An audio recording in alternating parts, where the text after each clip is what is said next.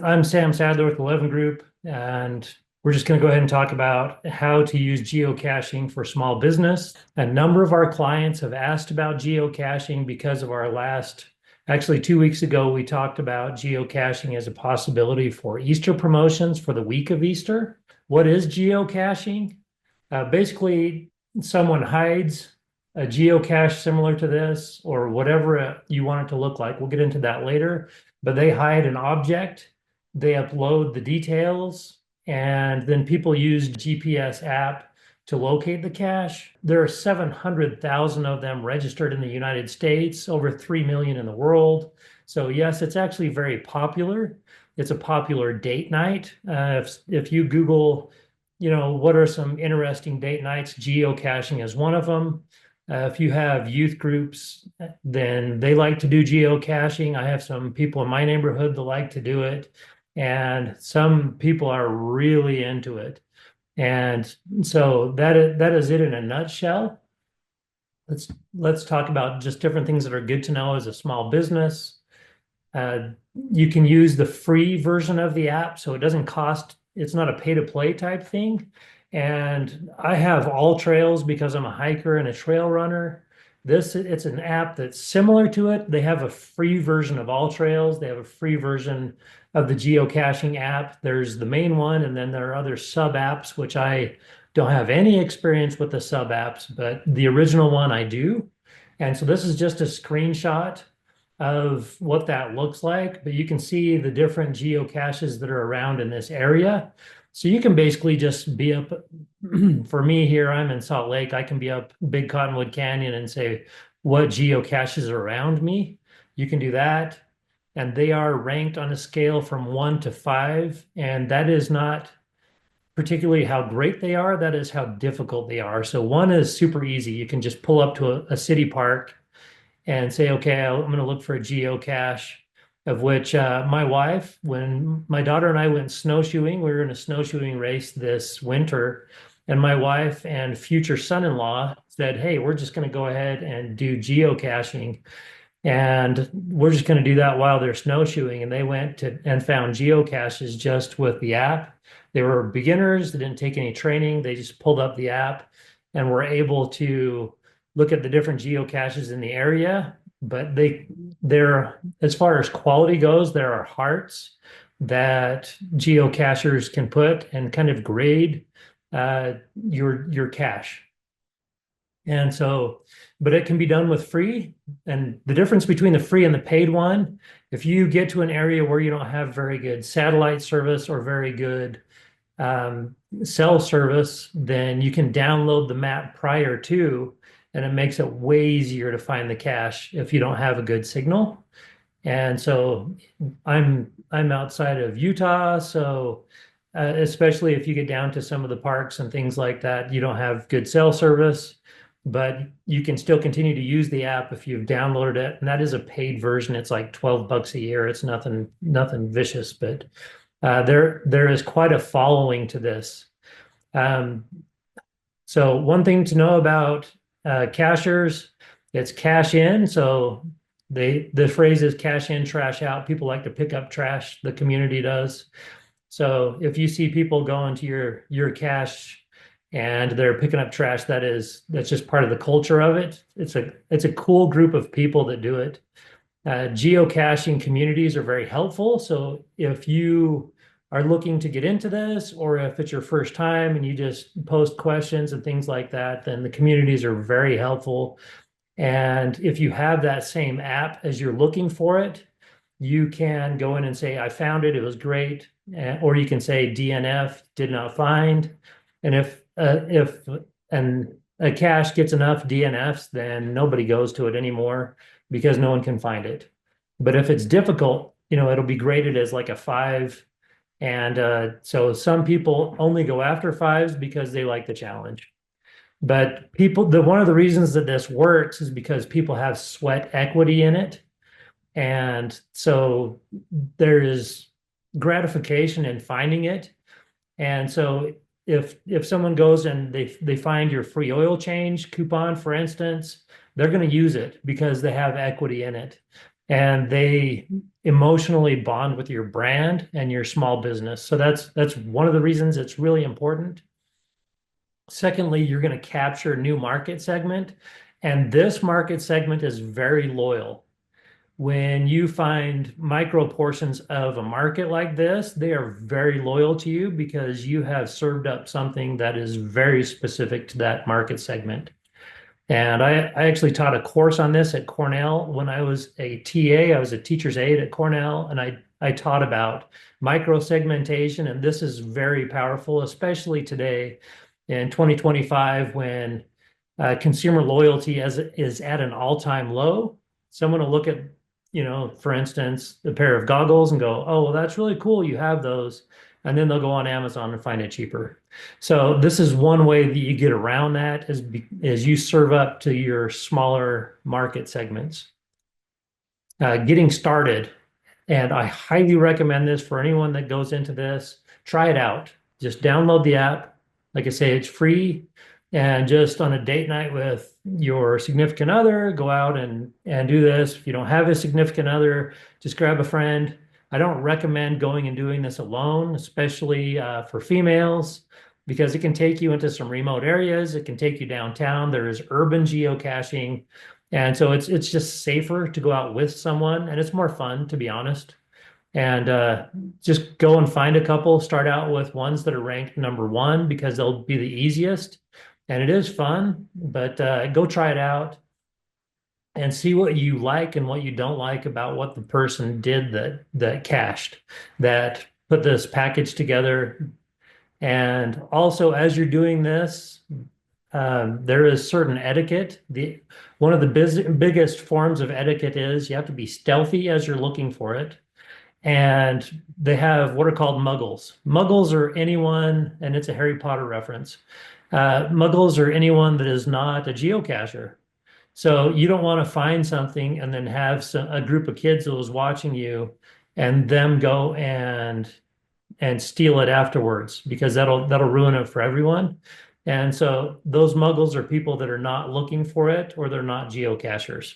If there are other geocachers involved, that's fine. They're not considered to be muggles, but you see how that could ruin the chain is if people watch you find something and then they know where it is and they just take it. So that is one of the big etiquettes of geocaching is that if you do find it, make sure no one else that is not involved doesn't know where it is. Choosing prizes, this is probably, well, this is almost your most important thing. As a small business, you can do one-time finds. So for instance, if it's an Easter promotion, you can do a golden egg to where it's a one-time thing that someone finds it. And you can have one-time finds and multiple time finds in the same cache. So you can have one golden egg and four other eggs to where it gives them, other things. You can have one golden egg and say it's $250 in auto shop repairs. And there's a strategy to that. I don't give out a gift card that's $250 in auto repairs for no apparent reason. I would give it out as a one-time use. That is the strategy there. If you allow someone to keep coming back, they're going to hit you up for 5 different oil changes or something to that effect. That is not what we're trying to accomplish. Someone that has a $250 auto repair will come in and they'll spend $600 or $700 just to use that $250 auto repair coupon that they find in their golden egg. Like I say, I would make there just one of them, and you can stash these across your city to where there are 5 of them to be found, and they all have different denominations that they can find, whether it be $250, a $500 golden egg. A lot of people that know elleven, like with ShopFix, for instance, we had silver fortune cookies that were all worth $500, and then one that was worth $2,500. So that was our golden fortune cookie, and they actually won a trophy and stuff with the golden fortune cookie. You can do different tiers of prizes, and then so you would have those Easter eggs, then you can have like a stack of free oil changes in there, for instance. And you can also do partner prizes. You'll hear me say this a number of times. Sun Tzu, he said, if you're going to go to war, you don't go alone. And so you can give away partner prizes. You could stuff this thing full of free muffins at a local bakery. Um, so just it would be a certificate free for free muffins and one per customer kind of thing. So nobody steals the whole stack. In general, geocachers are very professional with this. They only take what's theirs because they know that if they take everything that's in there, they've ruined it. And so they're passionate about what they do. So in general, they will be very respectful. If there's five things in there, they won't take all five. And most geocachers will put something back if they take something out. It's really interesting. And then you will include a logbook, and the logbook, people actually sign who they are and then what they took or what they put back, but they actually sign it. So this is part of what they do, and it's part of the culture. It's really fun. And then include a plaque. So right here, this is a description of what, this is an official geocache. So if someone finds it, they're going to know it's a geocache. And as I mentioned, most muggles won't take it because they know that they're ruining a game if they take the geocache. But this can actually start people on geocaching.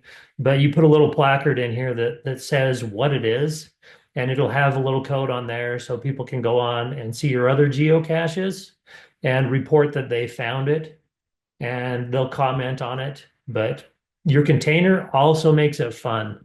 So these are what are called dragon eggs in 3D printing. And I can 3D print these. I've done this type of thing before. I've printed bolts and nuts. You can print these hollow so they can hold a message inside them. And you can leave that as the container to where and you see how small some of these can be. But this one right here probably won't have a prize in there. It'll have gift card prizes to where you can just roll them up and leave them inside, clear on up to a big ammo box. These are actually very common, and all of them are labeled as a official geocaching container. And so you can choose your container on according to what you're giving away. If it has Matchbox cars in it, that would be really cool for an auto shop to give Matchbox cars, and you could fit probably 50 Matchbox cars inside a can like this size, but you can easily uh, offer whatever you want. You just have to have a container that's going to fit whatever your prize selection is. That's why the prize comes first. You decide what you're giving away first, and then you choose the container for it. And these are on thingiverse.com. Excuse me, thingiverse.com. You can find uh, files for this, so you can just print them out in 3D, and they actually unscrew so that you can add something inside it. They're really cool. And Thingiverse has a number of different types of containers that you can 3D print. And if you can even print your company name on it, like on the bolts. I can print my company name on that or yours. But you can have a lot of fun with this, is what I'm getting at. And so be creative, be business specific. If you're a bakery, you can print a muffin, 3D print a muffin, and the top unscrews and put your stuff in there. Just have a lot of fun with your small business. And if you need help with the creativity side of things, just ping me and we'll help with that. And you want it waterproof because if it rains, you don't want all of your cool gift cards and stuff to get wet. They'll stick together and be ruined, but you want it waterproof. And even in a container like this, I'll still put it in Ziploc. Anything that you can write on, you can get waterproof paper if you really want to at REI or one of your camping stores or outdoor stores, but it's best to just have it in a Ziploc and have a writing utensil with it. Some people will leave the writing utensil or an additional writing utensil near the cache, and I'm going to show you why. As you hide it, you see that you can actually slide it under a log or something like that. Some people will have this placed out of view, but a pencil or a writing utensil a little more in view. And so it'll let somebody that's looking for it know that they're close. As you hide your cache, got your camouflage eggs here, and so you can cover them with something that will stay there. You can cover them with sticks or something like that. Some mistakes that people make is they will put them in a tree and summertime or spring, and it looks like it's covered up, but come fall, all the leaves fall off, and then you just have a geocache in a tree that everybody can see. So just be aware of seasons If you want this to be a permanent thing, you can go back and add additional things to it. But choose a place where muggles won't accidentally find it. And you can also shoot a video or pictures without disclosing your location, so you can use it for promotional purposes. You can post a social media post about it. We'll get into that in a second. But this is just while you're there, take a picture, like if you're in a park, if you're at a building, something like that. You can give a little giveaway without disclosing the location fully, but I would shoot a little video and say, hey, we just placed this here, and not show your location, but kind of give a little bit of a hint. And then think about a hint while you're there. This makes your next step way easier. Also, while you're there, you're going to note your coordinates. You can get those even if you just pull up Google Maps and say, okay, Google, where am I? And then you can drop a pin there, or you just hold your finger where it does not have a location. So like you'll zoom in to where there's not something, and then you'll hold that down and Google will actually give you your coordinates. That is your longitude and latitude. That's very important. And then you can just screenshot it or save it to your phone. But note the terrain difficulty. If it is difficult to get to, like maybe you have a golden egg that's more difficult to get to, I would note that. And then your placement difficulty, how hard is it to find it? If it's in a really easy spot, then it's a 1. If it's really hard to find, and as you look into this, some of them are very difficult to find, you'd make that a 5. Because this is a small business, I would stick to a 1 or a 2, because you want people to be able to find this. Unless it's like I mentioned, some of our gift cards that we give away at elleven Group are $2,500, and so you want that in a difficult place to find. You want it difficult. And then your size, you want to note that as well, because your next step, you're going to go to geocaching.com and you're going to register your cache. And as you enter it, it's going to ask you for all those things that we just talked about on the last page. It's going to ask for your coordinates. It's going to ask for your terrain difficulty, your placement difficulty, and the size of your cache. And it's very easy to put it in. And then you hit submit. It's kind of like Google, to where they review it, or Facebook, when you post an ad, they review it and then they make it live. And then once it goes live, then you want to have some fun with it. You want to interact with comments that come in off of it. And I would consider a micro influencer in your town. You can either, and I'm just going to give you a few ideas for a micro influencer. You just want to find someone in your town that would go look for it. If you're, like I say, if you're a bakery, or if you're a hairstylist, a barber, if you're an auto shop, then find someone that would use your service and be excited about it, and be excited about going out to geocache.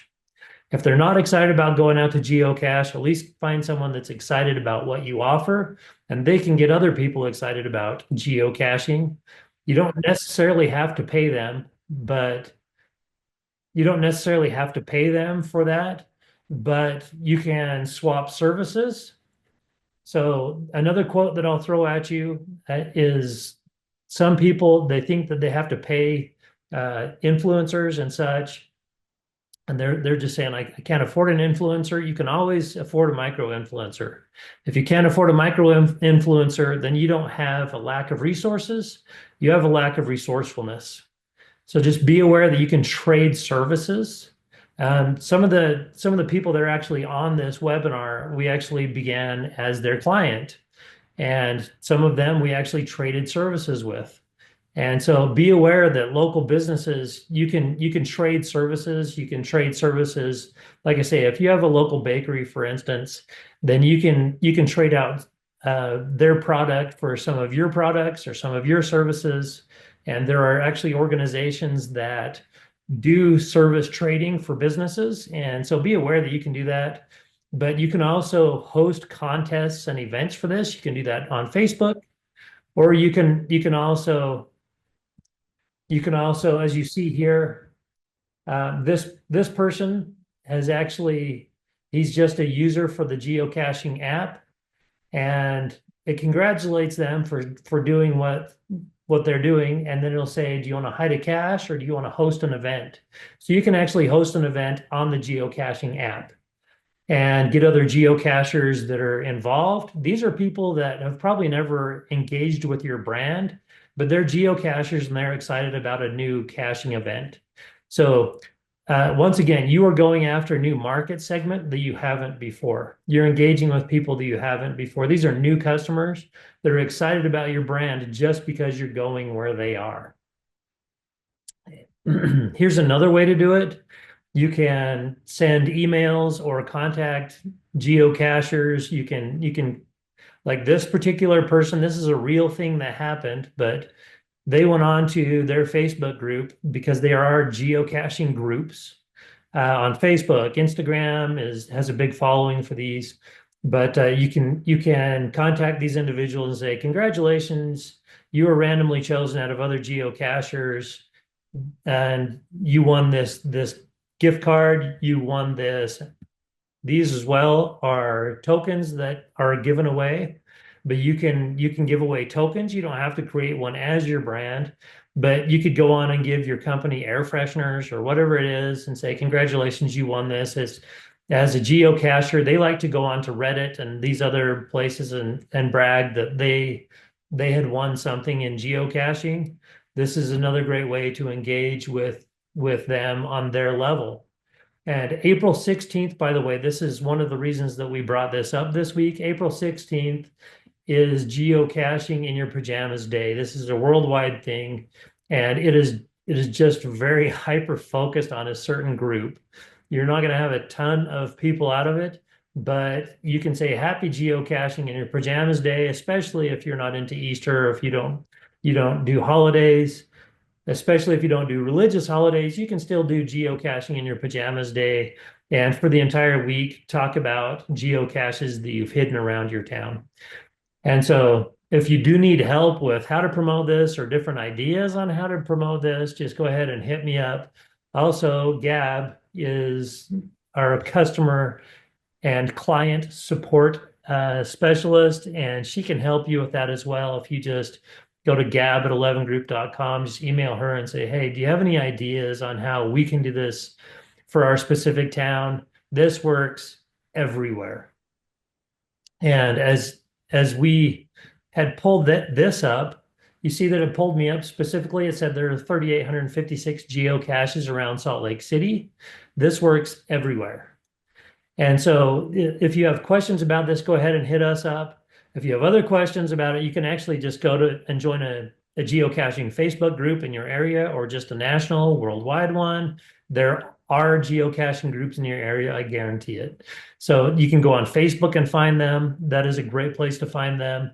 But this is a great way for Easter promotions. It is a great way. You could do this for St. Patrick's Day that just came and went. Find our pot of gold. You can use this for any holiday. As I mentioned, geocachers also have specific events, and you can use this in the summertime. You can partner with radio stations for this. I know that that has been done in a number of different markets because we've done it. And so we will see you next week for our next presentation. Thank you very much.